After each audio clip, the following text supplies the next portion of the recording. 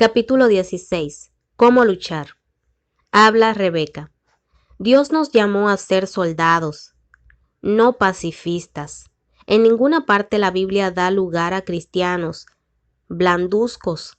Como dijimos en el capítulo anterior, hemos de ser luchadores, soldados, y esto principalmente en el mundo espiritual. Vivimos en un mundo gobernado por Satanás y el tiempo se está acabando. Satanás está cada vez más atrevido. Porque no tenemos lucha contra sangre y carne, sino contra principados, contra potestades, contra los gobernadores de las tinieblas de este siglo, contra huestes espirituales de maldad en las regiones celestes. Efesios 6:12. Pues aunque andamos en la carne, no militamos según la carne, porque las armas de nuestra milicia no son carnales, sino poderosas en Dios para la destrucción de fortalezas. 2 Corintios 10:3-4. Tú pues, sufre penalidades como buen soldado de Jesucristo. Ninguno que milita se enreda en los negocios de la vida a fin de agradar a aquel que lo tomó por soldado. 2 Timoteo 2:3-4. Maldito el que hiciere indolentemente la obra de Jehová, y maldito el que detuviere de la sangre su espada. Jeremías 48:10.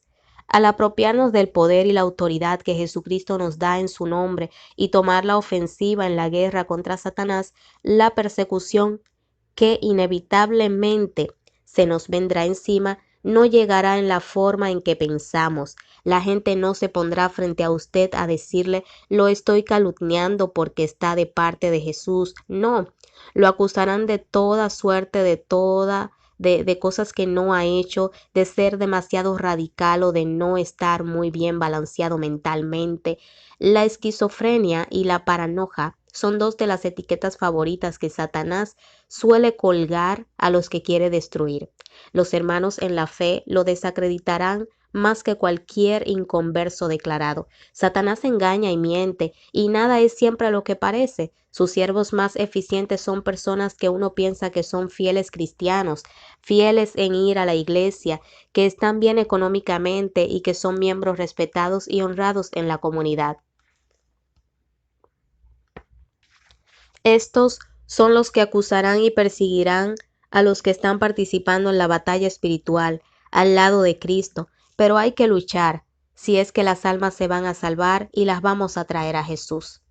Bienaventurados los que padecen persecución por causa de la justicia, porque de ellos es el reino de los cielos. Bienaventurados sois cuando os vituperen y os persiguieren, y dijeren de vosotros todo mal por mi causa, mintiendo. Gozaos y alegraos porque vuestra merced es grande en los cielos, que así persiguieron a los profetas que fueron antes de vosotros. Mateo 5:10-12. No te sorprendas cuando la persecución surja de tu propia iglesia, de quienes tenías por hermanos y hermanas en Cristo, y de tu familia. La Biblia lo dice claro. Porque yo sé que después de mi partida entrarán en medio de vosotros lobos rapaces, que no perdonarán al rebaño, y de vosotros mismos se levantarán hombres que hablen cosas perversas para arrastrar tras sí a los discípulos. Hechos 20:29-30. Porque estos son falsos apóstoles, obreros fraudulentos, que se disfrazan como apóstoles de Cristo, y no es maravilla, porque el mismo Satanás se disfraza como ángel de luz. Así que no es extraño si también sus ministros se disfrazan como ministros de justicia, cuyo fin será conforme a sus obras. 2 Corintios 11:13-15. Hay un punto que quisiéramos aclarar. No estamos tratando de decirle lo que tiene que hacer, ni en alguna forma controlarle. Simplemente intentamos compartir lo que el Señor nos ha enseñado. A la postre es usted quien tiene que recibir dirección del Señor, es usted quien tiene que aprender a escuchar a Dios en su espíritu y en su mente. Solo el Espíritu Santo puede enseñarle esto, pero debe pedírselo y procurar ardientemente esa comunicación. Es más, debe comprender que como individuo tiene ante Dios la responsabilidad de estudiar cualquiera cosa que le digan para ver si concuerda con la Biblia. Esto se aplica a este libro así como a cualquier cosa que su pastor diga. Pablo mismo enseñó a los corintios a hacer esto. Asimismo, los profetas hablen 2 o 3 y los demás juzguen. Pesen, evalúen con cuidado. Primera de Corintios 14:29. El lector haría bien en leer este capítulo porque contiene muchos mandamientos que han sido descuidados y desoídos, pero se aplican a los servicios de las iglesias de hoy día. Cualquiera que esté tomando parte en la batalla espiritual debe estar preparado a luchar en más de un terreno. Pero recuerde, uno no decide cómo o dónde luchar, solo el Señor controla eso. Nosotros simplemente nos ponemos a su disposición para que nos use como crea conveniente.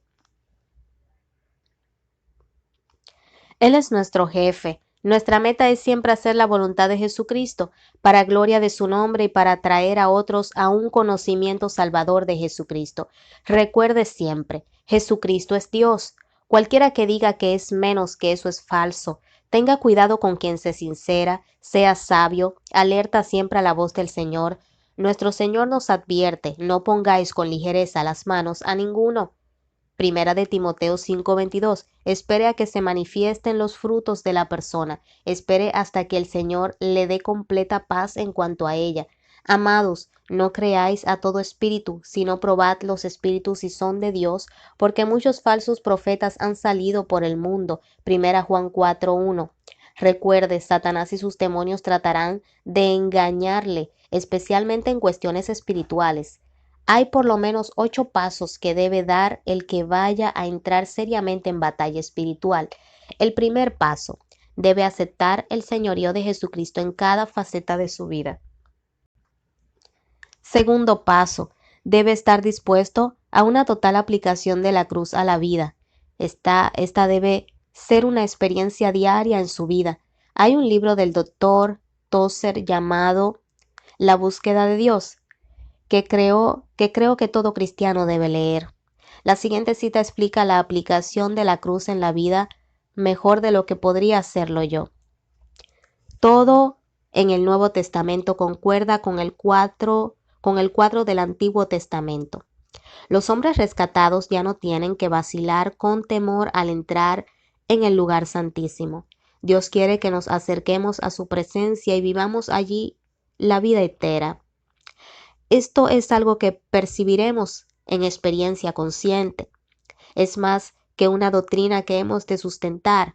Es una vida que hemos de disfrutar cada momento de cada día. Asimismo, la presencia de Dios es el hecho central del cristianismo.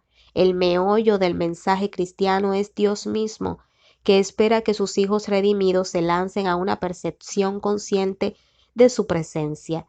Es ese tipo de cristianismo, que por cierto está en boga, sabe de esta presencia solo en teoría. Falla al no enfatizar el privilegio del cristianismo de hacerlo realidad en el presente. Según sus enseñanzas, estamos en su presencia posicionalmente y no se dice nada de la necesidad de experimentar esa presencia en la realidad. ¿Qué nos lo impide? La respuesta que se suele dar, simplemente que somos fríos, no lo explica todo.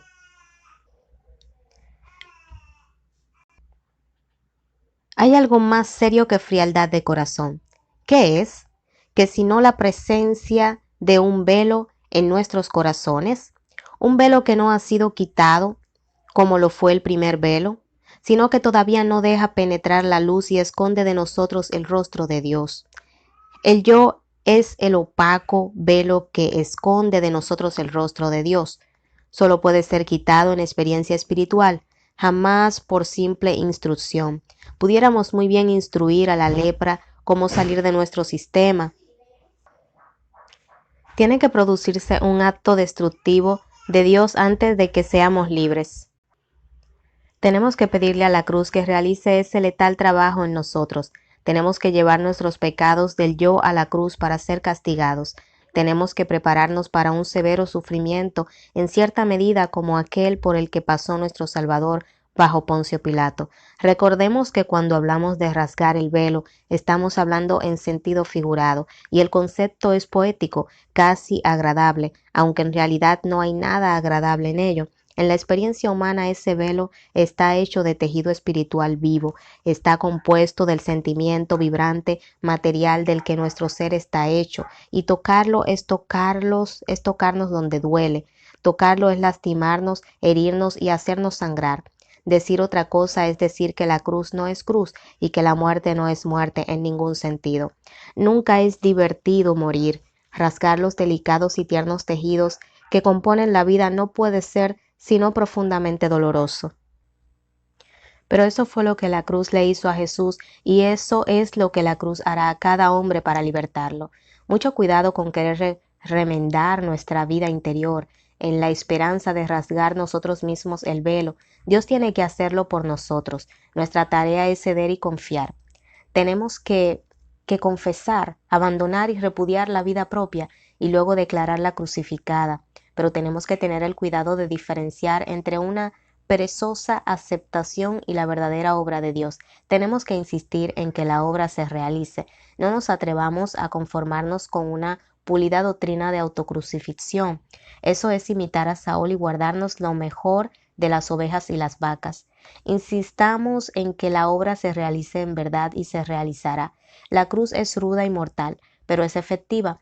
No deja a la víctima colgada para siempre. Llega el momento en que la obra queda consumada y la sufriente víctima muere. Después de eso vienen la gloria y el poder de la resurrección, y el dolor se olvida ante el gozo de que el velo es quitado y hemos entrado en verdadera experiencia espiritual a la presencia del Dios vivo.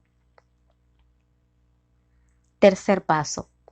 Debe estar dispuesto a dar su vida y la vida de sus seres queridos si el Señor lo determina. Uno puede probablemente esperar un cambio radical en su vida. El que ama a padre o madre más que a mí no es digno de mí, y el que no toma su cruz y sigue en pos de mí no es digno de mí. El que halla su vida la perderá, y el que pierde su vida por causa de mí la hallará. Mateo 10, 37, 39. Cuarto paso. Uno tiene que aprender a escuchar al Señor cuando habla a nuestro espíritu. Cuando digo escuchar al Señor, cuando habla a nuestro espíritu, no me refiero a una voz que escuchamos con nuestro oído físico, me refiero a que el Señor le dice algo a nuestro espíritu y de repente lo percibimos en la mente, en forma de pensamiento. Esta es una de las cosas por lo que es tan importante que examinemos nuestros pensamientos y le pidamos al Señor que ponga en nosotros una mente pura y un corazón puro. Jesucristo dijo, aún tengo muchas cosas que deciros, pero ahora no las podéis sobrellevar. Pero cuando venga el Espíritu de verdad, Él os guiará a toda la verdad, porque no hablará por su propia cuenta, sino que hablará todo lo que oyere, y os hará saber las cosas que habrán de venir. Él me glorificará, porque tomará de lo mío y os lo hará saber. Juan 16, 12, 14. Y en Hebreos 10, 15, 16 dice, y nos atestigua lo mismo el Espíritu Santo, porque después de haber dicho, este es el pacto que haré con ellos después de aquellos días, dice el Señor, pondré mis leyes en sus corazones y en sus mentes las escribiré. El Espíritu Santo pondrá pensamientos en nuestra mente, así es como nos habla y nos da testimonio. Satanás puede también poner pensamientos en nuestra mente, pero recordémoslo, el Espíritu Santo confirmará en nuestro corazón y espíritu lo que es de Satanás y lo que no lo es. La Biblia es lo que nos salva en esto. El Señor jamás nos dirá algo que no concuerde con su palabra. La Biblia, además, si estamos orando y hablando con el Señor en silencio, Satanás no puede leernos el pensamiento y por lo tanto no puede introducir pensamientos que estén en el contexto de lo que tenemos en mente al orar. Esta es una de las razones importantes por las que debemos aprender a controlar la mente, para que no divague cuando estamos en oración y en comunión con el Señor. Proverbios 8:17 dice, yo amo a los que me aman y me hallan los que madrugando me buscan. Según la concordancia de Strong, en inglés, la traducción literal de la palabra traducida temprano implica diligencia, fervor. Uno debe procurar diligentemente una relación así con el Señor. Solo el Espíritu Santo puede enseñarnos a escuchar su voz. Uno quizás debe procurar este tipo de relación con mucho ayuno, lágrimas y oración. No olvidemos que el Señor no hace las cosas a la carrera y probablemente ponga a prueba nuestra sinceridad. Si no le hemos pedido al Señor que efectúe en nosotros el operativo de la cruz, como lo describe el trozo de toser que que transcribimos, no podremos desarrollar una relación así con Él. Además, si no estamos totalmente entregados a Él, no podremos lograr tal relación. Cuando el Señor nos habla y comprobamos que lo que nos ha sido dicho concuerda con la Biblia y el Espíritu Santo confirma en nuestro corazón que lo que escuchamos fue su voz, podemos por fe aceptar que así es. De lo contrario, Satanás tratará de persuadirnos de que lo que escuchamos no fue la voz del Señor, que simplemente es producto de nuestra imaginación. El Espíritu mismo da testimonio a nuestro espíritu de que somos hijos de Dios. Romanos 8:16. Por lo tanto, como dice el Espíritu Santo, si oyereis hoy su voz, no endurezcáis vuestros corazones como en la provocación en el día de la tentación en el desierto. Hebreos 3:8-9. El Espíritu Santo hablará si nosotros vamos a escuchar su voz. Cuando suceda, no debemos endurecer nuestros corazones, sino marchar en fe y obediencia de acuerdo con lo que el Espíritu Santo nos ha dicho. Por lo general, el Espíritu Santo empieza a hablarle a un creyente señalándole algo que no agrada al Señor. La tentación es no hacerle caso y seguir haciendo lo que al Señor no le agrada. Si hacemos esto, estamos endureciendo nuestros corazones y dejaremos de recibir mensajes del Señor. El Espíritu Santo testificará a nuestro espíritu que lo que hemos oído es su voz. Si lo que oímos no fue su voz, debemos ser sensibles a la vacilación que sentimos. Demasiadas veces estamos ansiosos por seguir adelante y hacer cosas sin prestar atención a la vacilación. Debemos aprender a ser pacientes y esperar una confirmación antes de dar cualquier paso. El ser impulsivo no funciona en la batalla espiritual. Quinto paso. Uno debe aprender a controlar bien la mente. Esto es probablemente lo más difícil que se puede intentar. La orden del Señor es clara. Pues aunque andamos en la carne, no militamos según la carne, porque las armas de nuestra milicia no son carnales, sino poderosas en Dios para la destrucción de fortalezas, refutando argumentos y toda altivez que se levanta contra el conocimiento de Dios, y llevando cautivo todo pensamiento a la obediencia a Cristo. Segunda de Corintios 10:3-5. No os conforméis a este siglo, sino transformaos por medio de la renovación de vuestro entendimiento. Romanos 12:2. La mente es el más importante campo de batalla. Satanás ataca más en la mente que de cualquier otra forma. Es una batalla incesante, implacable y continuará mientras estemos en este mundo. Ya uno no puede darse el lujo de permitir que cualquier pensamiento ocupe su mente. Tenemos la responsabilidad ante Dios de detenernos y analizar todo pensamiento que venga a nuestra mente para ver si implica obediencia a Cristo. La verdad es que somos perezosos por naturaleza. Puedo afirmar que cuando Dios empezó a señalármelo, fue para mí una de las cosas más difíciles que me había pedido.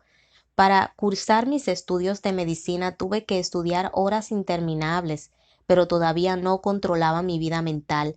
Todo el mundo tiene una vida mental continua, porque así fuimos creados. Tenemos el deber de llevar cautivos a Jesucristo cada uno de nuestros pensamientos. Tenemos que entender que Satanás puede inyectar pensamientos en nuestra mente de la misma manera que un médico puede inyectarnos medicina en el cuerpo. Satanás y sus demonios pueden hacerlo desde afuera de nuestros cuerpos. No tienen que estar dentro de nosotros para hacerlo. Sin embargo, no pueden leer nuestra mente. Solo Dios puede conocer nuestros pensamientos e intenciones. Ver Hebreos 4:12-13 y Jeremías 17:9-10. Por lo tanto, como en el ejemplo que nos dio Jesucristo cuando estaba en el mundo en forma humana, debemos reprender a Satanás y a sus demonios en voz alta. Satanás va a poner pensamientos en nuestra mente que comiencen con la palabra yo o mí, para que creamos que son nuestros pensamientos. Por ejemplo, nos puede venir un pensamiento como a mí me gustaría, algo que sabemos que es pecado. Tan pronto nos demos cuenta que lo estamos pensando, tenemos que atacar su verdadera procedencia. Digamos en voz alta, Satanás, demonios, los reprendo en el nombre de Jesucristo. No acepto este pensamiento. Apártense de mí. Entonces, obliguémonos a pensar en un versículo Resistémoslo en voz alta si es necesario para controlar nuestra mente. Filipenses 4:8 dice: Por lo demás, hermanos, todo lo que es verdadero, todo lo honesto, todo lo justo, todo lo puro, todo lo amable, todo lo que es de buen nombre, si hay virtud alguna, si algo digno de alabanza, en esto pensad. Esta es otra forma de controlar el pensamiento. Literalmente tenemos que reeducar la mente y renovarla. Como dice Romanos 12:2, no os conforméis a este siglo, sino transformaos por medio de la renovación de vuestro entendimiento, para que comprobéis cuál sea la buena voluntad de Dios, agradable y perfecta. Esto lleva tiempo, perseverancia y mucho esfuerzo. Vestíos, pues, como escogidos de Dios, santos y amados, de entrañable misericordia, de benignidad, de humildad, de mansedumbre, de paciencia. Colosenses 3:12. ¿Se ha preguntado alguna vez cómo se viste uno de cosas como misericordia, benignidad, humildad, etcétera? Yo sí, muchas veces me lo pregunté, hasta que al fin el Señor me dio la respuesta. Debemos preparar la mente de antemano para que cuando nos veamos en circunstancias en que alguien nos ha hecho daño, no reaccionemos conforme al estado emotivo natural del momento. Debemos elegir con la misericordia de Dios y devolver bien por mal. El bien conocido escritor Watchman Nee describe así la batalla de la mente. Recuerde que sus palabras han sido traducidas del chino y por lo tanto pueden ser algo difíciles de entender. Según la Biblia, la mente del hombre es excepcional por el hecho de que constituye un campo de batalla en que Satán y sus espíritus malignos luchan contra la verdad y por tanto contra el creyente. Podemos ilustrarlo del modo siguiente: la voluntad y el espíritu del hombre son como una ciudadela que los espíritus malignos procuran capturar. El campo abierto en que se pelea la batalla para conquistar la ciudadela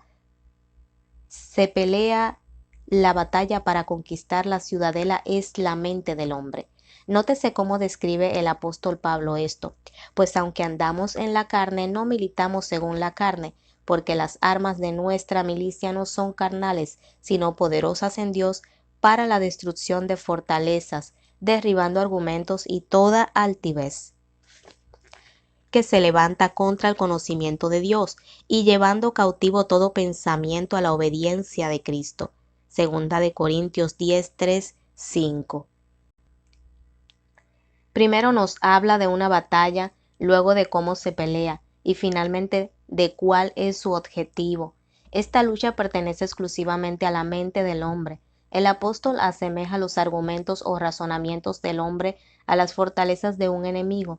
Describe la mente como en poder del enemigo. Por tanto, tiene que ser capturada por medio de la batalla. Llega a la conclusión de que muchos pensamientos rebeldes reciben albergue en estas fortalezas y es necesario cautivarlos a la obediencia de Cristo. Todo esto nos muestra claramente que la mente del hombre es la escena de una batalla en que los espíritus malignos contienden con Dios. La Escritura explica que antes de la regeneración, el Dios de este mundo cegó los pensamientos de los incrédulos, para que no les resplandezca la iluminación del Evangelio de la gloria de Cristo, el cual es la imagen de Dios. Segunda de Corintios 4:4. Este versículo concuerda con el que hemos citado antes, según el cual Satanás domina la mente del hombre cegándole. Algunas personas quizá se consideran prudentes y sabias en extremo en su habilidad de producir muchos argumentos contra el Evangelio. Otras pueden dar por un hecho que la incredulidad es debida a un embotamiento del entendimiento. Pero la verdad en ambos casos es que los ojos de la mente del hombre han sido vendados por Satanás. Cuando la mente del hombre se halla firmemente en poder de Satanás, es endurecida. El hombre sigue los deseos del cuerpo y la mente como hijos de ira, y por ello erais extraños y enemigos en la mente, porque la mentalidad de la carne es enemistad contra Dios. Segunda de Corintios 3:14, Efesios 2:3, Colosenses 1:21, Romanos 8:7. Al leer estos pasajes podemos ver claramente qué forma los poderes de las tinieblas se relacionan especialmente a la mente del hombre, la que es peculiarmente susceptible al asalto de Satanás. Con respecto a la voluntad, la emoción y el cuerpo del hombre, los poderes del mal son incapaces de hacer nada directamente mientras primero no hayan ganado algún terreno en ellos. Pero con la mente del hombre pueden trabajar libremente sin hacerle persuadido previamente o haber obtenido su invitación. La mente se ve ya como su posesión. El apóstol, al comparar las mentes de los hombres a fortalezas de un enemigo, parece implicar que Satanás y sus espíritus malignos ya han establecido una relación profunda con la mente del hombre, que de alguna forma están usándola como su fortaleza en la cual aprisionar a sus cautivos. Por medio de la mente del hombre imponen su autoridad y por medio de la mente de sus cautivos transmiten pensamientos venenosos a otros para que éstos puedan también levantarse contra Dios. Es difícil estimar hasta qué punto la filosofía, la ética, el conocimiento, la investigación y la ciencia del mundo fluyen de los poderes de las tinieblas, pero de un punto estamos seguros: todos los argumentos y obstáculos de orgullo contra el conocimiento de Dios son las fortalezas del enemigo. Es extraño contemplar la mente en tan cercana proximidad con las autoridades de la maldad. ¿No fue el pecado que primero cometió la humanidad el de buscar el conocimiento del bien y del mal, y esto por instigación de Satanás? Por tanto, la mente del hombre está especialmente relacionada con Satanás. Si leemos con cuidado las Escrituras y observamos las experiencias de los santos, descubriremos que todas las comunicaciones entre las fuerzas humanas y las satánicas ocurren a nivel del pensamiento. Tomemos, por ejemplo, la tentación de Jesús por Satanás. Toda tentación con la cual atrae al hombre es presentada a su mente. Es verdad que Satanás con frecuencia usa la carne para asegurarse el consentimiento del hombre. Con todo, en cada caso de seducción, el enemigo crea alguna clase de pensamiento por el cual inducir al hombre a pecar. No podemos separar la tentación del pensamiento. Todas las tentaciones nos son ofrecidas en forma de pensamientos. La definición original de arrepentimiento no es otra cosa que un cambio de mentalidad. Pero incluso después del arrepentimiento, la mente del creyente no está totalmente libre del contacto con Satanás. Como el enemigo trabajaba por medio de la mente en los días anteriores, también hoy va a querer trabajar de la misma manera. Pablo, al escribir a los creyentes de Corinto, les dice: temo que como la serpiente con su astucia engañó a Eva, vuestros pensamientos sean de alguna manera extraviados de la sincera fidelidad a Cristo. Segunda de Corintios 11:3. El apóstol reconoce bien que como el Dios de este mundo ciega la mente de los no creyentes, también va a engañar la mente de los creyentes. El ataque a la mente es la avenida más fácil. El ataque a la mente es para ellos realizar sus propósitos.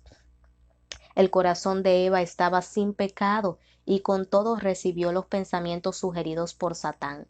Ella pues fue engañada por medio de la astucia de Satanás para no hacer el uso debido de su razonamiento y caer en el lazo del enemigo.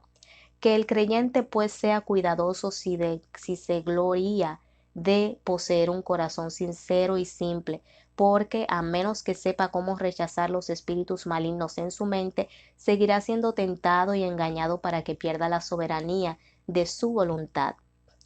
Dios quiere restaurar nuestra vida de pensamiento al estado excelente que tenía cuando fue creada, de manera que no solo podamos glorificar a Dios en nuestro andar, sino glorificarle también en nuestro pensar. ¿Quién puede calcular el inmenso número de hijos de Dios que por descuidar su mente crecen raquíticos, obstinados, fanáticos y algunas veces contaminados? Se quedan cortos de la gloria de Dios. El pueblo de Dios necesita saber que si quiere vivir una vida plena, su mente debe ser renovada. Siempre que un hijo de Dios nota que no es capaz de gobernar su mente, debería averiguar al instante si es el enemigo el que la rige. La intención de Dios es que el hombre se controle a sí mismo. El hombre tiene autoridad para regular su ambiente natural. Por ello, sus procesos mentales deberían estar sometidos al poder de su voluntad. Un cristiano debería inquirir sobre sí mismo. ¿Son estos mis pensamientos? ¿Soy yo el que estoy pensando? Si no soy yo el que pienso, tiene que ser pues el espíritu maligno, que es capaz de trabajar en la mente del hombre. La persona debería saber que en el caso de que no haya intentado pensar y con todo surjan estos pensamientos en su cabeza, tiene que llegar a la conclusión de que estos pensamientos no son suyos, sino del espíritu maligno. El hombre espiritual, tomo 3 por Watchman Nee. Daré algunos ejemplos. Los pensamientos que llegan a la mente de un cristiano que de veras ha nacido de nuevo surgen de tres fuentes: la persona misma, el Espíritu Santo y Satanás y o los demonios. Casi en todos los lugares a donde vamos para hablar encontramos personas que nos critican y nos dicen que no debemos hablar de Satanás porque al hacerlo lo estamos glorificando. ¿Por qué? Porque casi siempre hay brujas en la audiencia. Ellas se reclinan y con una simple conjuro envían un demonio a cada persona presente. No he dicho que los demonios entran en las personas. Los demonios proyectan pensamientos como el de que esas mujeres no deben estar hablando de Satanás porque al hacerlo los están glorificando. La persona da por sentado que el pensamiento es suyo y que por lo tanto debe ser correcto. Mi compañera de casa antes de que yo conociera a Elaine no era cristiana y francamente no me gustaba nada. Accedí a que se quedara durante el año escolar porque tenía la esperanza de ganarla para Cristo, pero me fue un año difícil. Nuestras personalidades eran muy diferentes y casi siempre me irritaba. Durante ese tiempo, el Señor me estaba enseñando a controlar mi mente. Una de las primeras cosas que el Espíritu Santo me enseñó fue que casi todas las mañanas, al prepararme para ir al trabajo, sin siquiera haberlo visto a Sue, ya la tenía en la mente y peleaba con ella mentalmente de tal forma que cuando la veía ya estaba tan enojada con ella que ni siquiera tenía la cortesía de darle los buenos días. ¿De dónde me llegaban estos pensamientos? No de mí. Luchaba tanto por dominarlos que a veces yo misma me decía: cállate la boca, Rebeca, pero de nada me servía, porque los pensamientos airados continuaban. ¿Por qué? Porque al mandarme yo misma a callar, estaba resistiendo a Satanás con mis propias fuerzas. Cuando tratamos de enfrentarnos a Satanás con nuestras propias fuerzas, perdemos la batalla antes de empezar. Pero cuando el Espíritu Santo me enseñó a reconocer que aquellos pensamientos venían de afuera y de Satanás, empecé a tener victoria y aprendí a reprender a Satanás en voz alta en el nombre de Jesucristo. Pronto aprendí que en cuanto esos pensamientos contra Sue afloraran en mi mente, debía decir: Satanás, demonios, los reprendo en el nombre de Jesucristo. Rechazo esos pensamientos contra Sue. Y debía reforzarme a pensar en algún pasaje bíblico y recitarlo. Así vencía porque estaba enfrentándome a Satanás con el poder de Jesucristo. Mis relaciones con ella mejoraron muchísimo. ¿Cuántos matrimonios, familias, iglesias y comunidades enteras son destruidas con esa simple táctica? Sexto paso. Aprender pasajes bíblicos es otra cosa importante. Como dice el Salmo 119, 9-11, ¿con qué limpiará el joven su camino? Con guardar tu palabra. En mi corazón he guardado tus dichos para no pecar contra ti. Aprender versículos de memoria es la manera de guardar la palabra de Dios en el corazón. No sé cómo enfatizarlo lo suficiente. Créanme, cuando uno está luchando con demonios, no tiene tiempo de buscar en la Biblia. Uno no puede perder la vida o la vida de la persona que está tratando de ayudar si tiene que sacar tiempo siquiera para abrir la Biblia. Hay una forma fácil de aprender versículos. Separe cierto momento de cada día. Para mí son los aproximadamente 20 minutos que paso sacándome el pelo todas las mañanas. Escriba en una tarjetita lo que quiera aprender de memoria. Yo pego la tarjetita en el espejo. Escriba la porción bíblica que quiere aprender con la referencia antes y después del versículo. Suele ser mejor limitarse a 2 o 3 versículos. Entonces, en voz alta, repita el versículo y la referencia. las veces que sea necesario hasta que ya pueda decirlo una o dos veces con los ojos cerrados sin equivocarse. Por ejemplo, Juan 3:16, porque de tal manera amó Dios al mundo que ha dado a su Hijo unigénito para que todo aquel que en él crea no se pierda, mas tenga vida eterna. Haga esto una vez al día, añada una nueva porción bíblica una vez a la semana. Si usted hace esto fielmente durante 3 meses, tendrá guardados en su memoria para siempre esos pasajes bíblicos.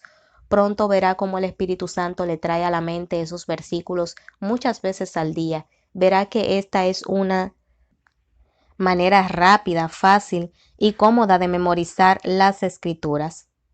Séptimo paso, autoridad.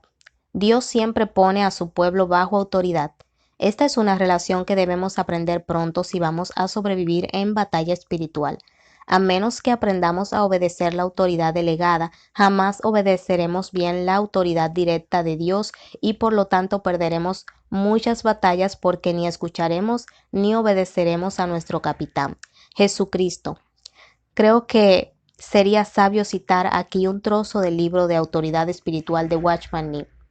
Los hijos de Dios no solo deben aprender a reconocer la autoridad, sino que deben estar buscando a quienes deben obedecer.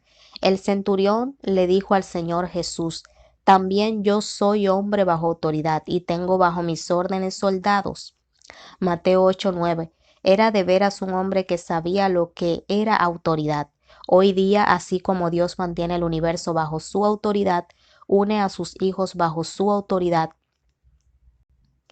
Si uno de sus hijos es independiente y autosuficiente y no se somete a la autoridad delegada de Dios, jamás podrá hacer la obra de Dios en la tierra. Cada hijo de Dios debe buscar alguna autoridad que obedecer para estar bien coordinado con los demás. Es triste decirlo, pero muchos han fallado en esto. Si uno no puede someterse a la autoridad de un jefe en el trabajo, ¿cómo puede someterse a la autoridad de Dios? Además, mucho cuidado con la persona a cuya autoridad nos sometemos. No nos apresuremos a hacernos miembros de una iglesia en particular hasta estar bien seguros de que allí es donde el Señor nos quiere.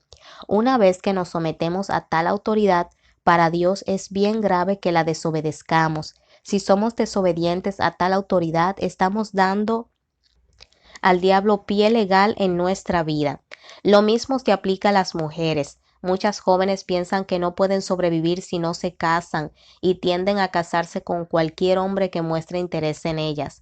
He visto tantas tragedias de chicas que fervientemente desean servir al Señor, pero están amarradas a un esposo que no está interesado en servir al Señor.